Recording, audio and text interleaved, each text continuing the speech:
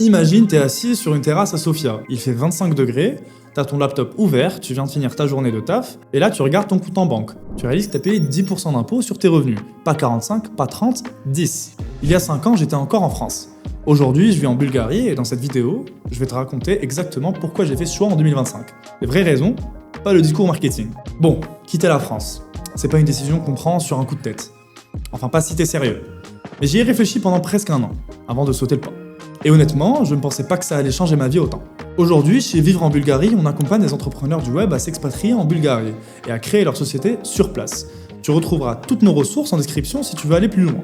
Mais aujourd'hui, je veux te parler de mon histoire personnelle, les vraies raisons qui m'ont poussé à partir. Entrons directement dans le vif du sujet. La première raison, c'est la liberté. Et je ne parle pas de la liberté dans un sens philosophique vague, je parle d'un truc très concret. En France, j'avais l'impression d'étouffer. Pas à cause des gens, pas à cause du pays en lui-même, mais à cause de ce sentiment permanent qu'on te surveille, que t'as pas droit à l'erreur, que chaque décision que tu prends peut te retomber dessus à un moment, ou que t'as besoin de remplir un formulaire administratif. Tu veux créer une boîte, paperasse, tu veux changer de statut, paperasse, tu veux embaucher quelqu'un, paperasse, et stress permanent. Sans parler de l'URSSAF qui peut débarquer à tout moment pour te demander des comptes sur un truc qui t'a fait il y a 3 ans. Ici en Bulgarie, c'est différent. L'administration est simple. Pas simpliste, simple. Tu crées ta société en quelques jours, tu fais ta compta une fois par mois, et surtout, on te fout la paix. Je me souviens de mon premier mois ici. J'ai ouvert mon compte pro, j'ai déposé mes statuts, et c'était fait. Personne pour me demander de justifier pourquoi je voulais entreprendre. Personne pour me regarder de travers parce que je bossais depuis mon appart. Cette liberté-là, elle n'a pas de prix. C'est un détail qui compte quand tu bosses en ligne. Maintenant parlons argent. Parce que soyons honnêtes, c'est souvent le premier déclic. En France, quand tu es entrepreneur, tu bosses une bonne partie de l'année pour l'État. Entre l'impôt sur les revenus, les charges sociales, la TVA, l'impôt sur les sociétés, à la fin, tu te demandes pourquoi tu te lèves le matin. J'avais fait le calcul sur 1000 € facturés, il me restait à peine 45 dans la poche. 45, moins de la moitié. En Bulgarie, l'impôt sur les sociétés, c'est 10%, flat.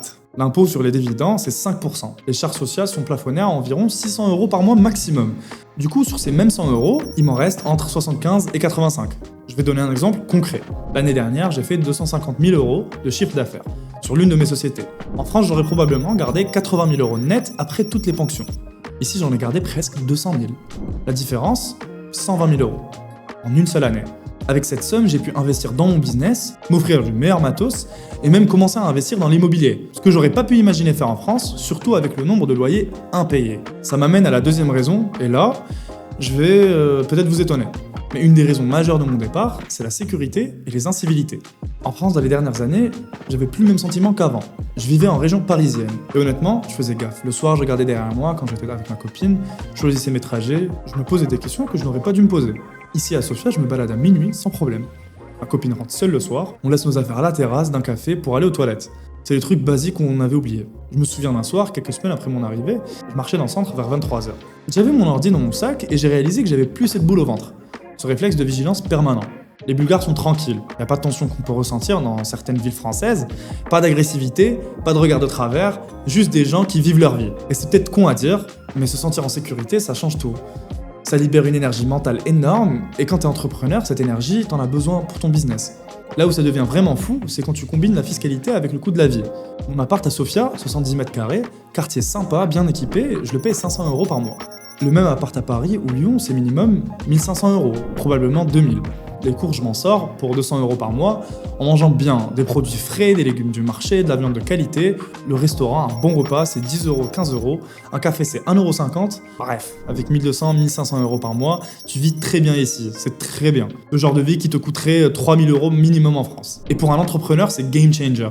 Parce que ton point mort est bas, tu peux te permettre d'avoir des mois difficiles, de tester des projets qui marchent pas, de prendre des risques. Dernière raison, et peut-être la plus importante au final, le mood. En France, j'avais l'impression que tout le monde tirait la gueule, dans le métro, au supermarché, même au resto parfois. Cette ambiance lourde, cette négativité ambiante, les gens qui se plaignent tout le temps, ici c'est pas le bonheur permanent, les Bulgares sont pas des gens expansifs. Ils sont même assez réservés au premier abord.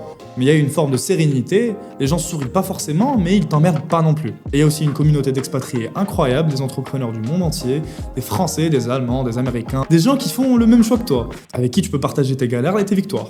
Et je me suis fait de vrais potes ici, des gens qui comprennent ce que c'est de bosser en ligne, de construire quelque chose, d'avoir quitté sa zone de confort. Et le climat, bon, 300 jours de soleil par an, l'été tu peux aller à la mer en 2 heures, l'hiver tu peux aller skier pour 3 fois rien. Maintenant je vais donner le chiffre qui change tout.